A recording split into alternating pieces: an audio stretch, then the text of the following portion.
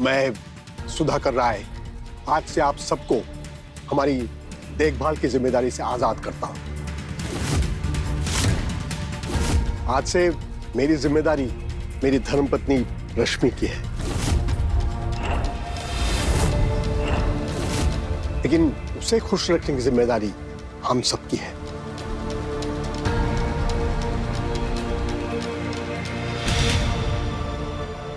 इस उम्र में शादी, 60 के तो हो गए हैं भैया जी, अब पूरा सठिया भी गए हैं। दीदी, लोग वजह पूछने के बहाने मजाक उड़ाएंगे, पूरा इज्जत मिट्टी में मिला दिए हैं। ये अचानक शादी की कहा सोची, और करनी भी थी तो हमें काहे नहीं बताया?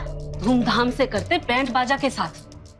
दीदी, कोई ना कोई तो वजह है, हम आपसे बोल रहे हैं। वजह जो भी हो दीदी, हमारा जानना बहुत जरूरी है। वजह कोई ना कोई होगी ही, पर हम सब जानते हैं कि सुधाकर भैया बड़े मनमौजी इंसान हैं, लेकिन हमें तो बहुत खुशी है, आखिर हमरे भैया का घर बस गया। पर बड़की दीदी, उम्र का तो सोचना चाहिए था कि नहीं? जय कहाँ चला गया?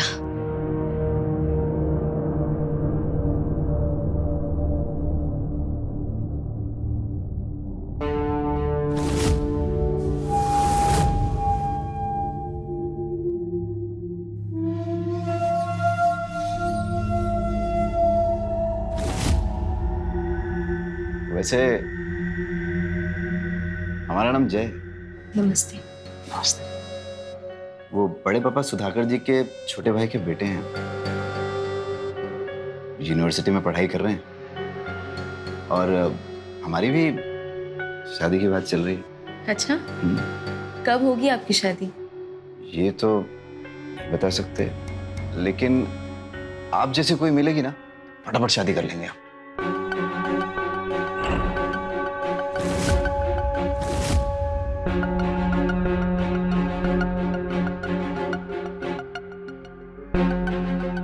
आप आराम कर लीजिए, कपड़े बदल लीजिए, कुछ चाहिए होगा तो जवाब आवाज दीजिएगा।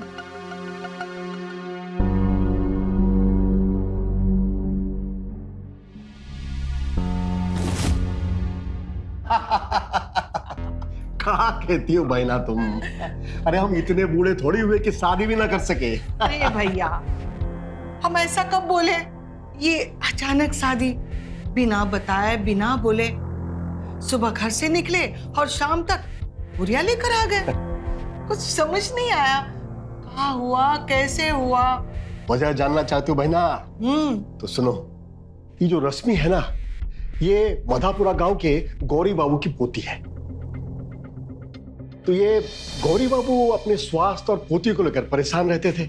उनके बाद पोती का क्या होगा, अकेली कैसी जिएगी, वगैरह वगैरह। तो हमारी ये जो शादी है ना, उनकी समस्याओं का समाधान है। और अगर मन की बात पूछो तो बहुत साल से हमको हमारा एक अंश इस वंश में लाने की बहुत इच्छा थी। कोनो गलती कर दिया कहा शादी करके हम? नहीं नहीं भैया, ऐसा काहे बोल रहे हो? हाँ? तुम बहुत अच्छा किए। हमने तो सबको यही बोला कि हमरे भैया का घर बस गया। हमको तो बड़ी खुशी हुई है। हाँ। तो खुश रहो, नई बहुरानी को भी खुश रखो। हाँ?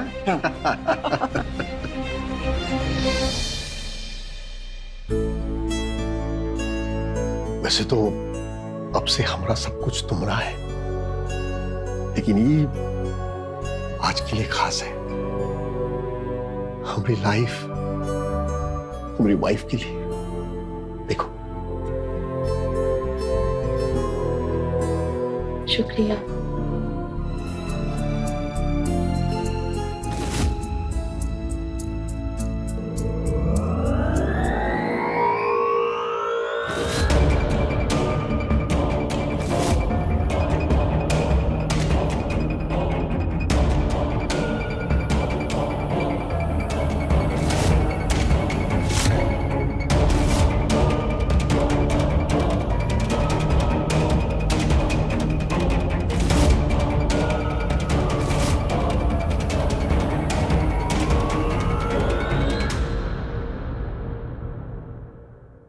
मैंने शायद आज ब्लड प्रेशर की गोली नहीं खाई, गोली खा लेता हूं।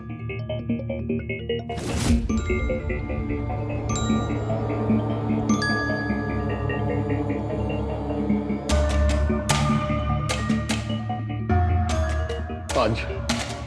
आज तुम सो जाओ, हम कल करेंगे प्यार।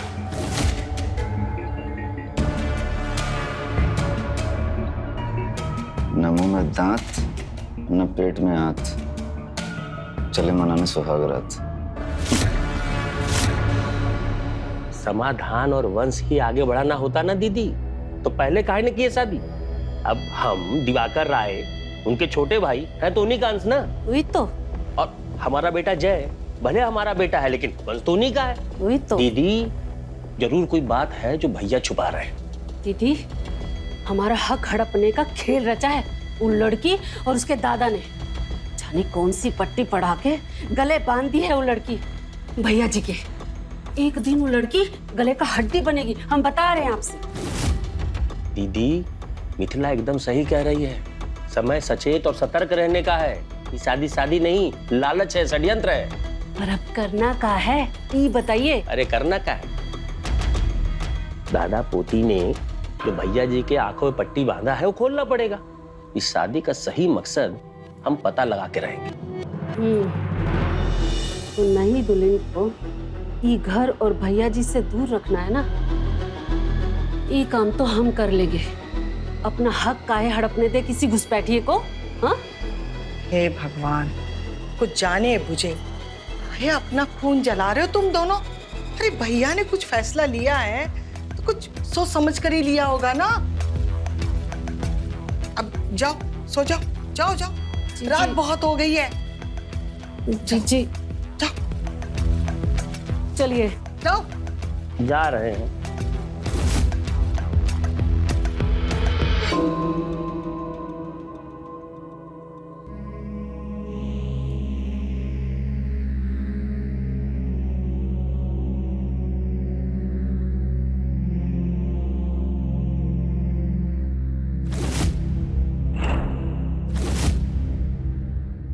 ये नई बहुरानी को उठाए का पड़ी या खुद ही उठ जाएंगी?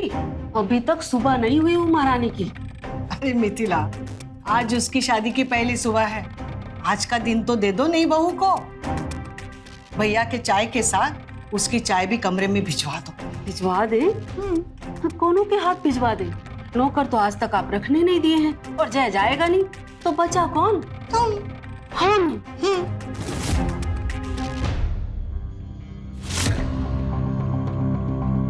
अरे अरे क्या गजब कर रही हो बहुरानी, तुम अभी रसोई में नहीं आ सकती। वैसे तुम कह सकते हैं ना तुमको, या रिश्ते का बड़प्पन लेके चले? अरे नहीं, आप बड़ी है हमसे। रश्मि, तुम, जैसे आपको ठीक लगे। पर दीदी हम रसोई में क्यों नहीं आ सकते? वो कहा है, सरोज दीदी ने कहा है, पहले पूजा, दान पुण्य, फिर बहू भोज, फिर रसोई घर में प्रवेश। पर हमें चाय चाहिए। सरोज दीदी का हुक्म आखिरी हुक्म है इस घर में, समझी बहुरानी?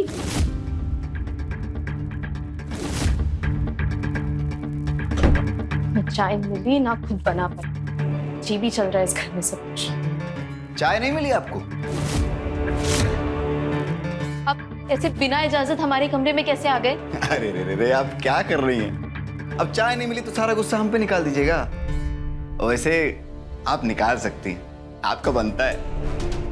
हम तो बस साफ सफाई करने आए थे, फूल साफ कर दिए एकदम बढ़िया। दरवाजा खटखटाए थे हम, कोनो आवाज नहीं आया तो हम डर गए। आपकी चिंता होने लगी ना। आप ठीक तो है ना? यही पूछना था आपसे। हो गया, अब निकलिए।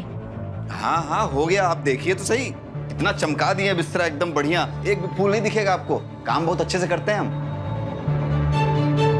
कोनो और जरूरत होगी तो बुलाइएगा, आ जाएंगे हम। नाम तो याद रहेगा ना हमारा, जय। निकलिए। जा रहे। दरवाजा बंद करते जाइएगा। ठीक है।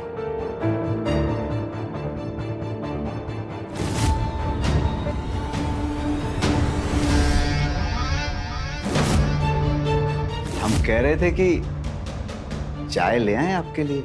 निकलिए आप, हाँ हाँ, जा रहे हैं।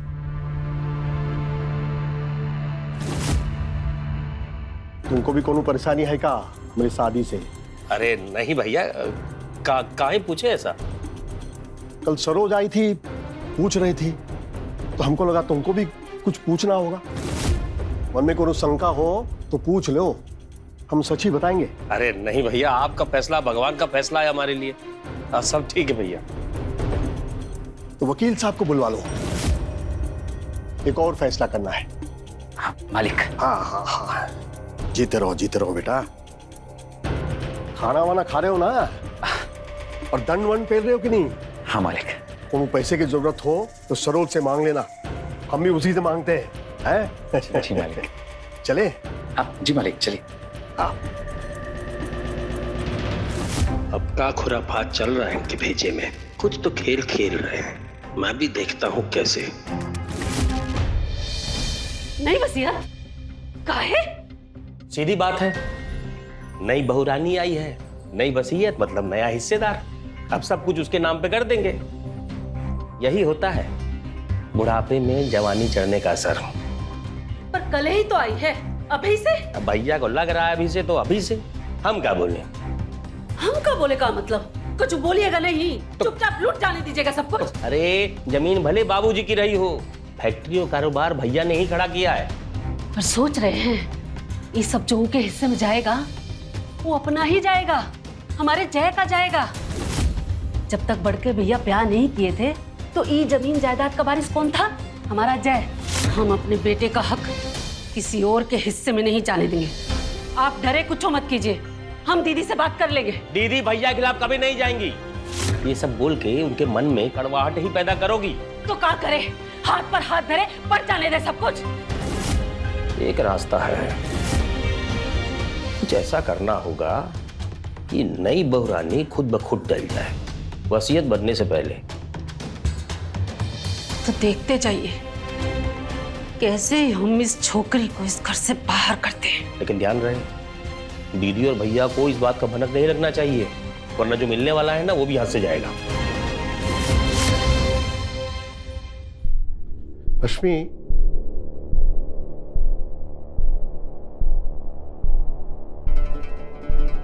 क्या हुआ? तबीयत खराब है का? नहीं, बस मन नहीं लग रहा था। लेकिन ऐसे अकेले बैठोगी तो दिल तो घबरा ही गई ना। बाग बगीचा है, घूमने जाओ। अकेले? इसका समाधान भी है हमारे पास। अपना सोहन है ना, तुमको कहीं भी जाना हो, घूमने टहलने कि बाजार में, तो उसको साथ ले जाया करो। आज से वो हमरा नहीं, तुम्हारा बॉडीगार्ड है, ठीक है?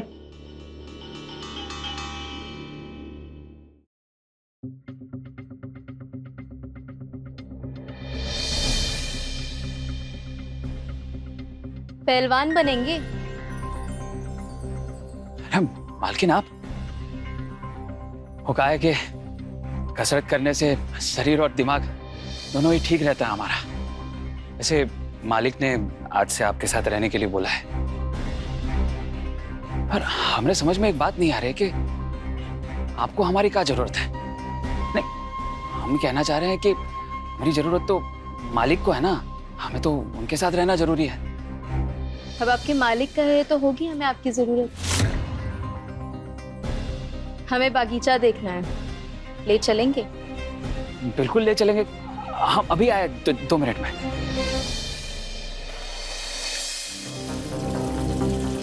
एक बात पूछे? पूछिए ना मैम। क्या तुम भी हमें वैसे ही समझते हो जैसे बाकी के घर वाले? कैसा? हम कुछ समझे नहीं मालकिन। इस पूरे घर में सब हमसे दूर दूर रहते हैं क्योंकि सबको ऐसा लगता है कि हमने इस जायदाद के लालच में शादी की। तुम्हें भी वैसे ही लगता है? अरे नहीं, ऐसा काहे बोल रही हैं आप? ऐसा बिल्कुल भी नहीं। बल्कि मालकिन, हम तो उस दिन आपके घर पे ही थे जिस दिन आपके दादाजी ने आपका हाथ हमारे मालिक के हाथ में दिया था, और फैसला जो है वो मालिक को लेना था। मालिक ने वही किया जो उनको ठीक लगा। आप जो है वो ये सब मत सोचिए, आप खुशी खुशी रहिए आप एकदम। पता नहीं क्यों, लेकिन इस पूरे घर में काफी अकेला महसूस करते हैं हम। शादी तो हुई है लेकिन शादी जैसा कुछ नहीं है। आप ऐसा काहे बोल रही है मालकिन? कपड़ा लत्ता, पैसा, सामान सब कुछ तो दिया है मालिक ने आपको। कपड़ा लत्ता पैसा होने से सब कुछ नहीं होता ना सोनू। शादीशुदा औरत की और भी इच्छाएं होती हैं जिसे वो एक औरत की तरह महसूस कर पाती है। समझते हो ना? नहीं, हम कुछ समझ नहीं पा रहे हैं मालकिन। पर हम चाहते हैं कि तुम समझो हमें।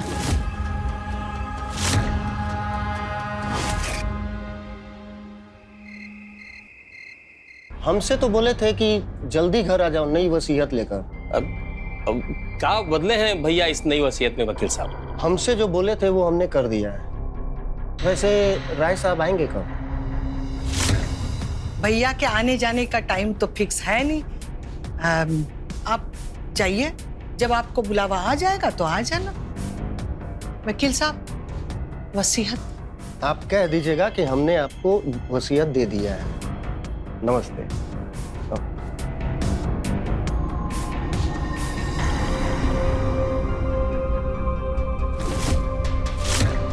अरे दीदी, आधी जमीन आधा मकान सब नई बहुरानी के नाम पे। हाय दया। और हम लोग को? हम लोग को क्या? हम लोग को वही पुरानी घरसाल फैक्ट्री। दीदी, ये भला कैसा बंटवारा हुआ? ये इंसाफ है का? आप ही कहिए। देखो, अब भैया का फैसला है, उनकी मर्जी है। पर जीजी, जोन जमीन पे बिजनेस खड़ा किए हैं वो तो पुश्तैनी है ना। और ये घर का वारिस अभी तक हमारा बेटा जय ही है। नई बहुरिया को बच्चा होगा तब ना।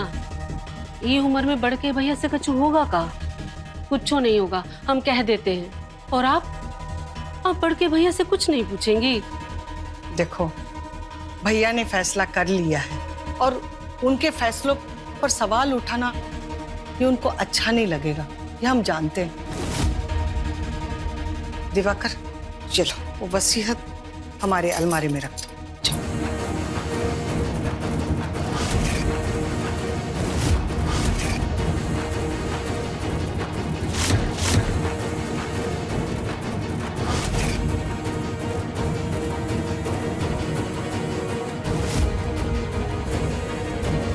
जय, हाँ, आप हमारे कमरे में क्या कर रहे हैं? अरे वो पूरा कपड़ा फैला हुआ था आपके कमरे में, समेटते समेटते हम सिमट गए। आप कहाँ थी? हम आपको कब से ढूंढ रहे थे। पहले आप ये बताइए कि आप हमारे कमरे में क्या कर रहे हैं? फिर से सवाल?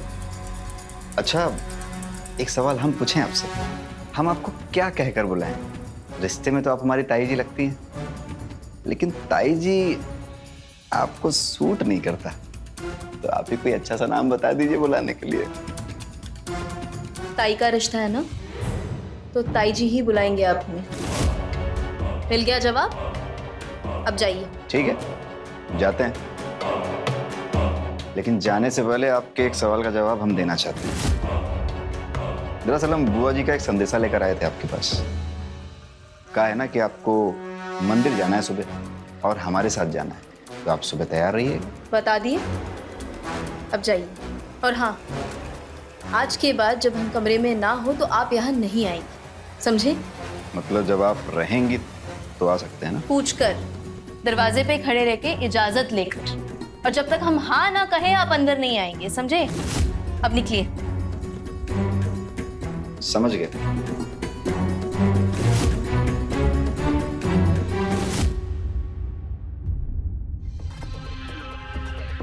भैया, कल सुबह बहुरानी की इष्ट देवता की पूजा है। लेकिन कल सुबह तो हम बोकारो जा रहे हैं। हमको 5 लाख रुपए चाहिए कल के लिए। अच्छा, मैं अभी लाई। अरे अरे, तुम बैठो, रश्मि को चाबी दो, वो ले आएगी। ये लो वो।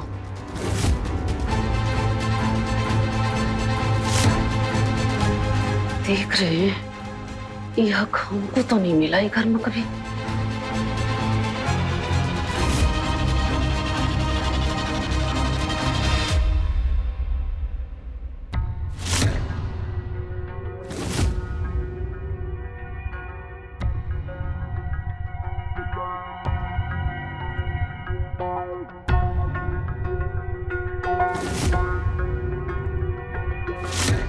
तुम्हारी खुशबू मीठी मीठी। आज वैद्य से दवाई लेकर आए हैं, ऐसी दवाई लाए हैं कि हमारा वंशज तो जमेगा ही।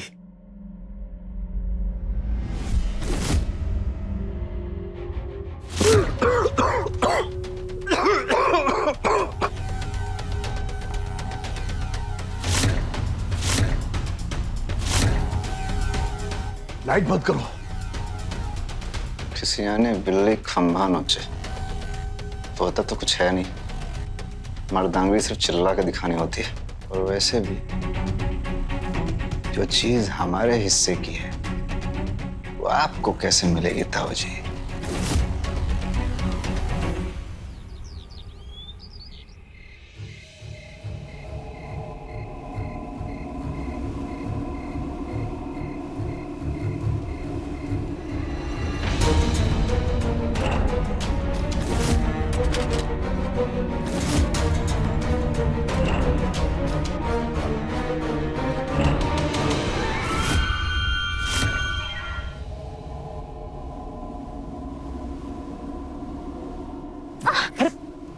मालकिन आप ठीक तो हैं आप?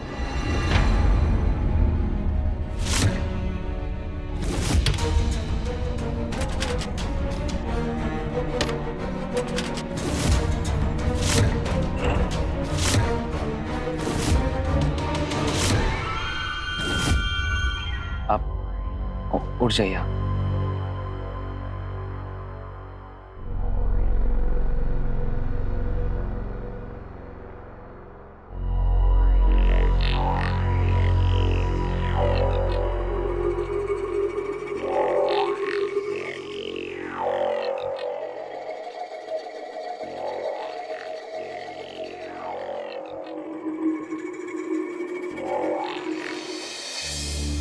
हमरे रहते हमरे बेटे के हिस्से का कोनो भी एक टुकड़ा नहीं ले सकता।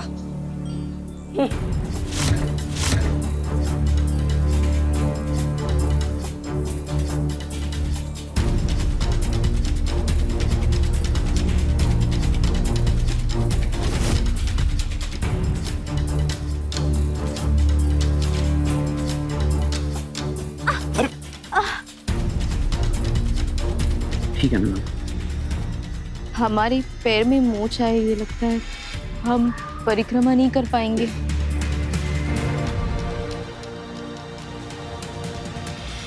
आप यहाँ पे आइए।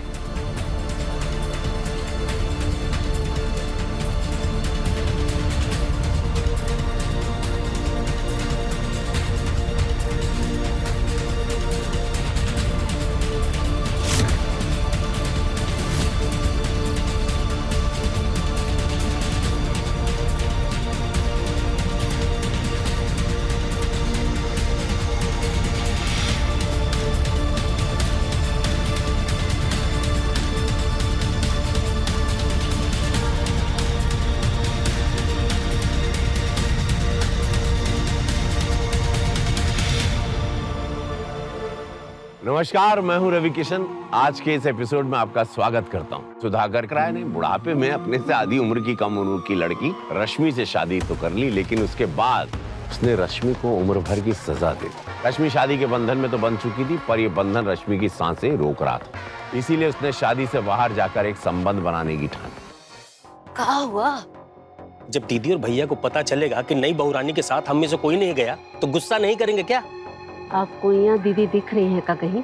हाँ नहीं ना? अरे हमें भेजे हैं उनको जय के साथ वैद्य जी के पास दवाई लाने, और बहू रानी को नौकर के साथ, ताकि उनको भी तो अपनी असली औकात पता चले। कौन खिचड़ी पका रही हो? कुछ बताओगी?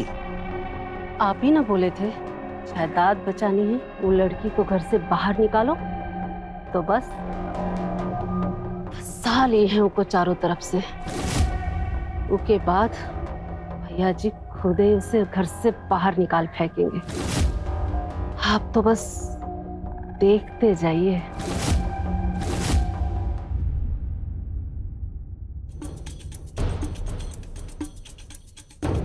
आ गई महारानी मंदिर से।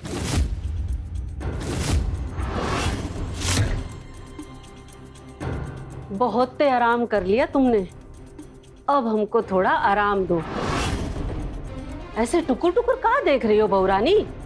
आज से तुम रसोई घर में आ सकत हो। आज का सारा खाना तुम्हें ही बनाना है। बहू भोज। दीदी वो हमारे पैर में मुंह चाहिए, काफी दर्द हो रहा है। बहू भोज का मतलब समझती है ना? बहू के हाथ का बना भोजन। तो आज का सारा खाना तो तोहरा के ही बनाई का पड़ी, वो भी अकेले। आई बात समझ में?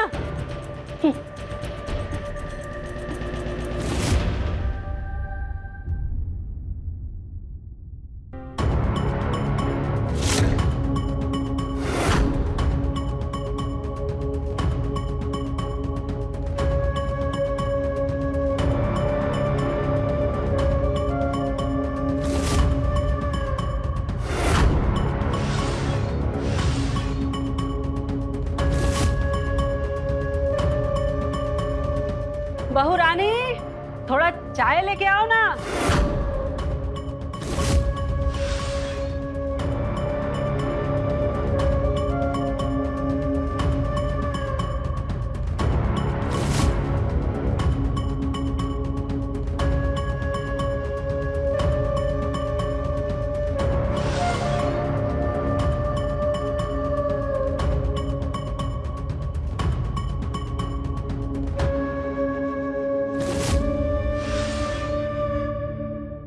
क्या बात है, आज खाने का स्वाद कुछ अलग अलग सा लग रहा है।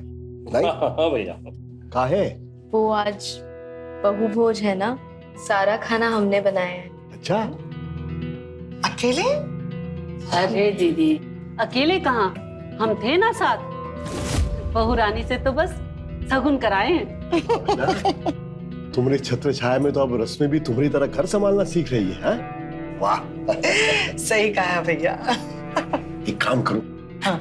आज इसका बहू भोज है ना, तुम माँ का दिया वो हार लाके दे दो इसे। अब माँ नहीं है तो क्या हुआ, तुम भी तो इसकी माँ की तरह ही हो ना। है? ठीक है। मेरा आशीर्वाद इसके साथ हमेशा रहेगा। जुग जुग जियो बहू। अच्छा, हम जरा काम करके आते हैं। हाँ? चलो दी। भी खाना हो गया।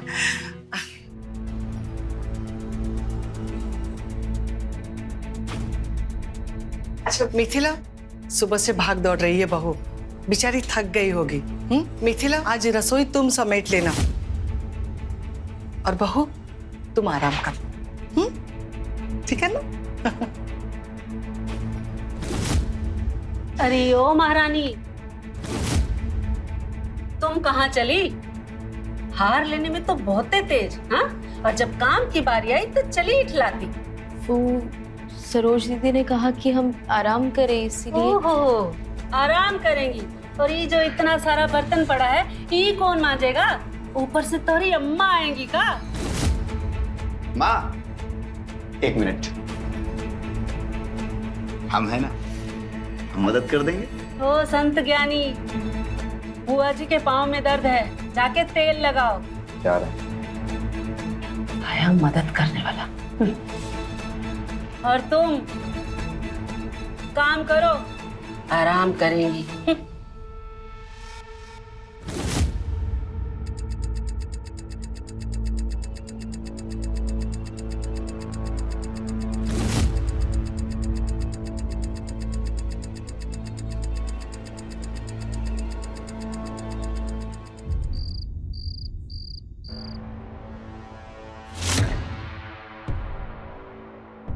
सोहन, लेकिन आप? आज हमारा बहू भोज था, ये खाना हमने बनाया। अरे भाई, ये तो बहुत अच्छी बात है। और लेकिन आपका पैर आपका ठीक है? मंदिर से आने के बाद समय ही नहीं मिला। हाँ, अगर कोई अपना होता तो कह देता कि लाइए मैं दवा लगा देता हूँ। वो हम लगा दें आपको दवा? आप हमें दवा लगाएंगे? हाँ मैम, रुकिए, एक मिनट रुकिए।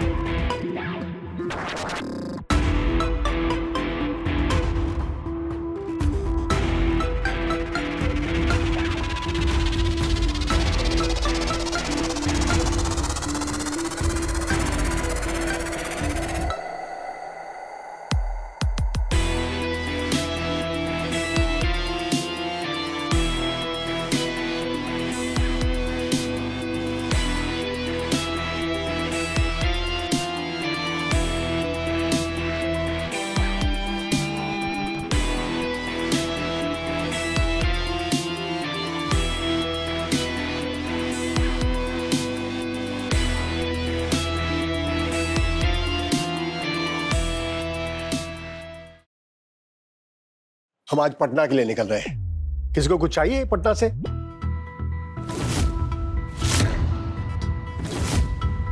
अरे भैया, कल जय का जन्मदिन है।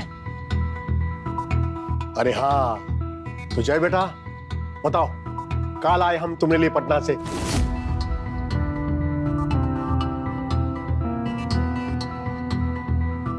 बोलो। ताऊ जी, हम सोच रहे थे कि अगर आप कहें तो घर पे ही पार्टी कर लें।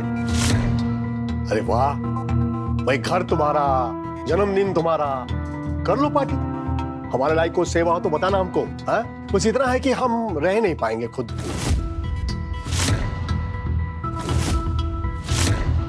रश्मि, ये जय बाबू जो कहे, जितना कहे दे देना इनको खर्चे के लिए।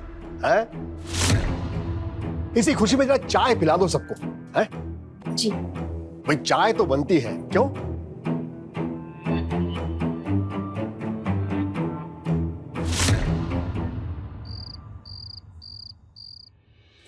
अरे मैं तुम्हें बता नहीं सकती मैं कितनी खुश हूँ अरे लेकिन हुआ क्या?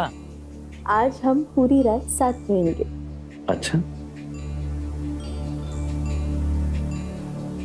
तुम पूरी रात की बात कर रहे हो तो अब इसे मेरी भावना।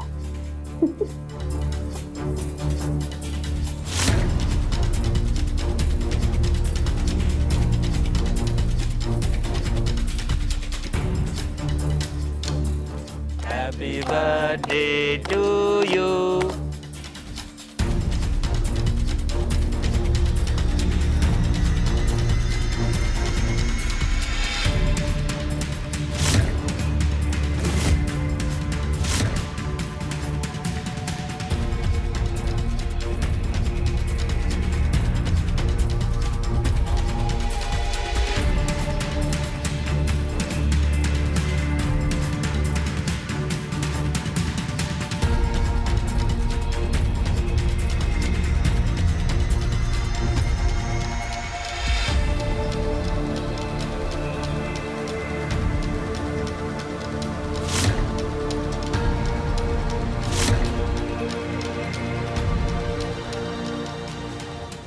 अरे एक मिनट, एक मिनट, वो हमारा बर्थडे गिफ्ट नहीं दीजिएगा? जन्मदिन है हमारा तो गिफ्ट तो बनता है ना।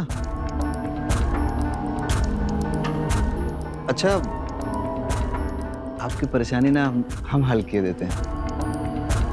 हम ना अपना गिफ्ट खुद ही ले लेंगे आपसे।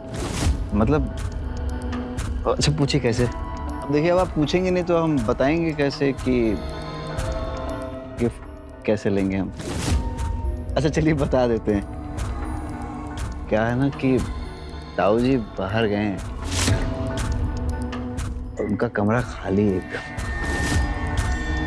तो हम वहाँ आपका इंतजार करेंगे और आ जाइएगा आप, फिर गिफ्ट हम ले लेंगे वहीं पे। समझ रही ना आप? और आप चिंता मत कीजिए, हम जल्दी पहुंचेंगे। क्या है ना कि दोस्त लोग आए हैं ना, उनको खाना पीना खिला के भगा देते हैं, फिर आते हैं, फिर इंतजार करेंगे आपका। वैसे आप बहुत अच्छी लग रही हैं आप, कसम से। इंतजार करेंगे, आइएगा जरूर।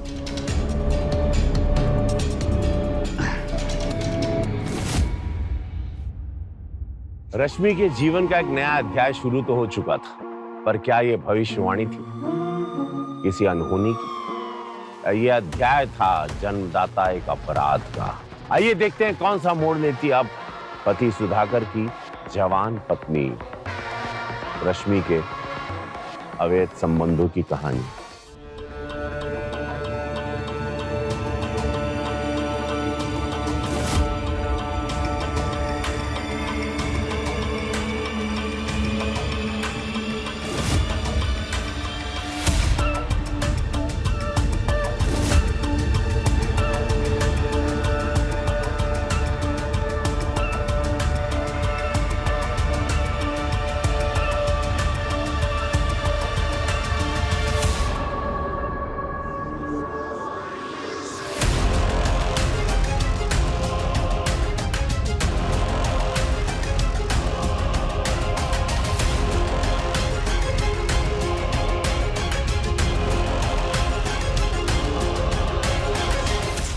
फोन उठाओ सोहन।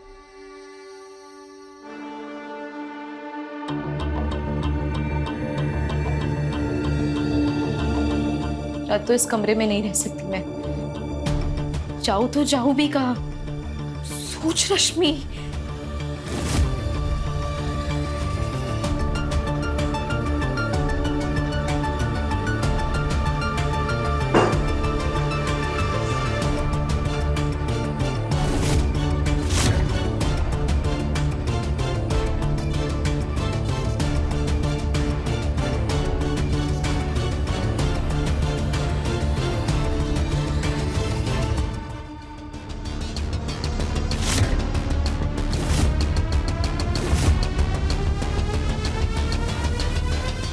दीदी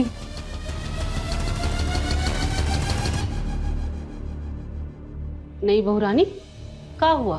दीदी वो आज जय का जन्मदिन है ना, हाँ तो हमारे पास उसको देने के लिए तो कुछ नहीं है, इसीलिए ये हार हम ले आए।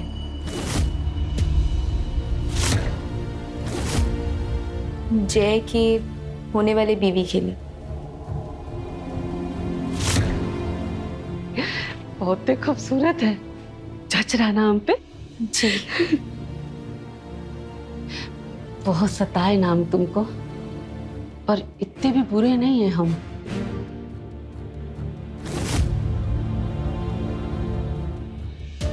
चलिए आप खाना खा लीजिए और हम भी जाके खाना खा लेते हैं।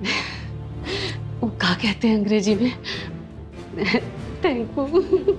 चलते हैं।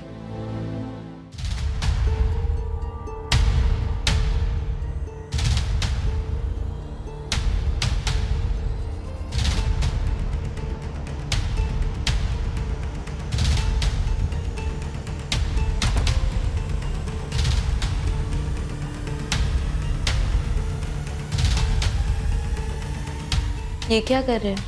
माहौल बना रहे हैं, मस्त, खुशबूदार, नशीला।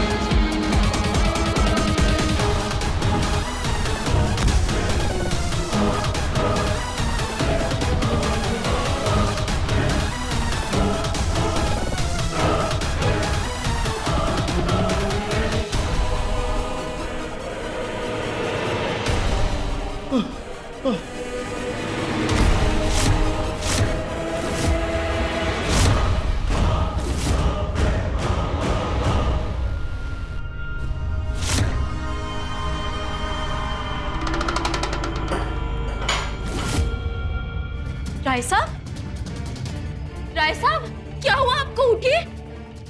कोई है? कोई है दीदी? राय साहब उठिए ना। भाई साहब, देखिए ना। भाई साहब, राय साहब उठिए। भाई साहब, भाई साहब, साहू जी, भैया कहाँ हुआ पड़ के भैया को क्या हुआ? भैया भैया भैया ताऊ जी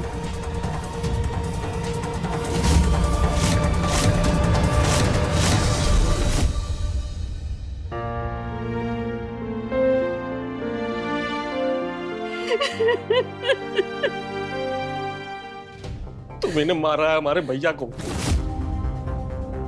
हम तुम्हें जिंदा नहीं छोड़े क्या बोल रहे हैं? क्या कर रहे हैं? इसको एक की सजा कानून देगा। हमने कुछ नहीं किया है। और वैसे भी जब सरोज दीदी ने हमें और मिथिला दीदी को कमरे में जाने के लिए कहा था तो हम चले गए थे, और फिर हम तुरंत लौटकर मिथिला दीदी के कमरे में वापस भी आ गए थे।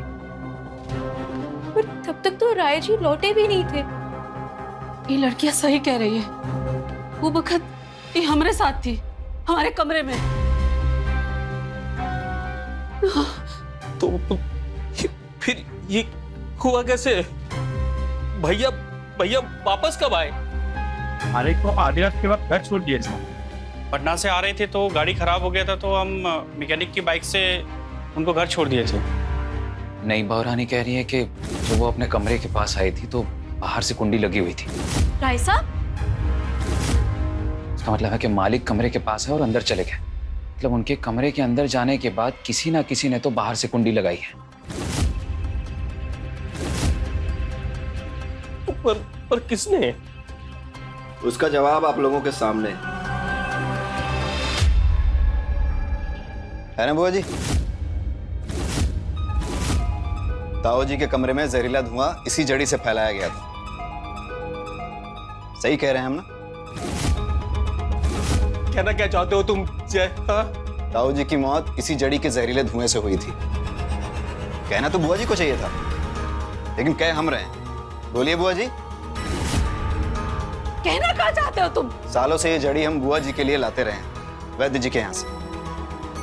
कहने को तो ये घुटने की दवा है, तेल में मिलाकर लगाई जाए तो दर्द खत्म हो जाता है, लेकिन इसका धुआं बहुत जहरीला होता है। अगर इसका धुआं पूरे कमरे में फैला दिया जाए तो फेफड़ा जकड़ लेता है, सांस की नली रुक जाती है, घुटन से इंसान की मृत्यु हो जाती है। और वही हमारे ताऊ जी के साथ हुआ। ताऊ जी के कमरे में जहरीला धुआं फैलाया गया और कमरे को बाहर से बंद कर दिया गया था। आगे बुआ जी बताएंगी। जीजी, ये क्या बोल रहा है? अरे कुछ बोलती काहे नहीं आप? बताइए बुआ जी। हम हमरे भैया को नहीं मारना चाहते थे, नहीं मारना चाहते थे। हमारे मन में पाप था, इसलिए ईश्वर ने हमको सजा दी। हमारे हाथों से हमने हमारे भैया को मौत दे दी। मुझे माफ कर दीजिए भैया, मुझे माफ कर दीजिए। दीदी आपने भैया को?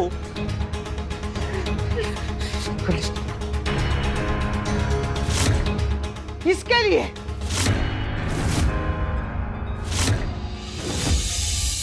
इस नई बहुरानी को मारना था मुझे।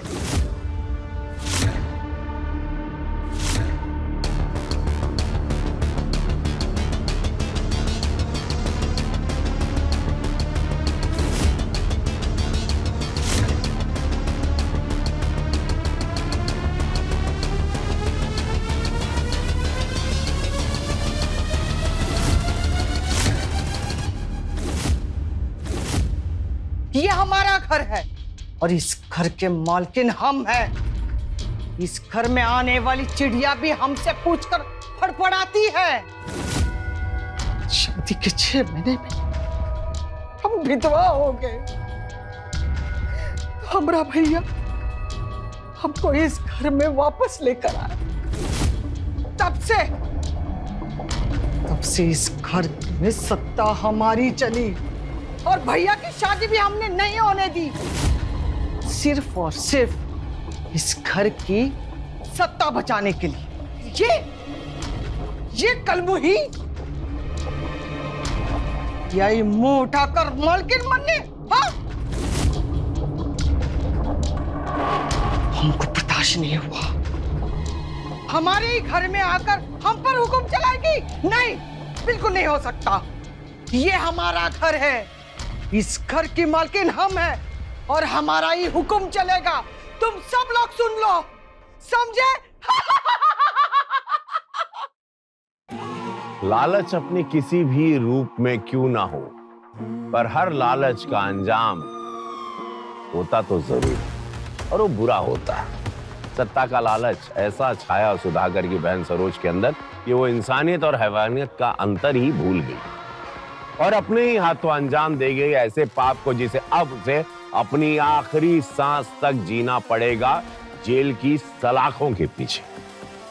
ये कहानी सिर्फ एक कहानी नहीं, सीख है हम सब की। तो मिलते हैं क्राइम फाइल्स के अगले एपिसोड में, तब तक के लिए नजर रखें तो रहें खबरदार, बने होशियार, देखते रहें मेरे साथ क्राइम फाइल। जय हिंद, भारत माता की जय।